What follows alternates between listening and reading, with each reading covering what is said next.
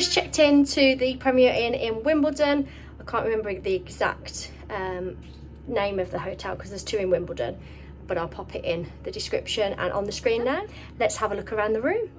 As you come in, standard Premier Inn with the mirror and the hairdryer with the lights, coat hooks, spare pillow and hangers. I have an extra person helping me today. Freddie's here for the room tour. Bathroom, pretty standard. I've actually got a bath, which is good for a 3-year-old, and then the kind of waterfall shower, so that's good.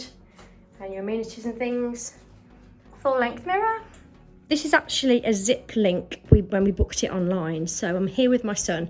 I wanted it as a double really, but they only had these ones left. But it looks like you can join them together. It's kind of a thing that attaches on there. And I assume the mattress is kind of a zip up mattress.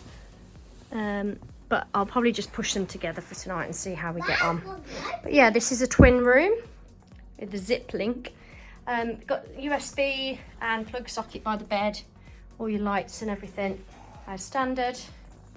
Over here we've got a nice chair. I sent a window. And a big window. Show everyone the view then. Wow, so we're on the 5th floor, so we're quite high up. And it's a floor to ceiling window, so it's quite big. So yeah, we can see out across Wimbledon and back towards London, I think, over that way. Yeah, so we've got a nice chair there. Little bedside table on that side with the plug and the lights. There's no USB on that side, but there is on this side. And that's more like a little shelf. Over here, you've got TV on the wall. You've got a desk with a chair, and it's got your kind of breakfast and everything on here. So $9.99, unlimited, with the breakfast menu. Another great stay at Premier Inn. You really get what you pay for with Premier Inn. Very good value for money, and we really enjoyed our stay here. Thanks for watching. Please like, comment and subscribe, and we'll see you in the next one.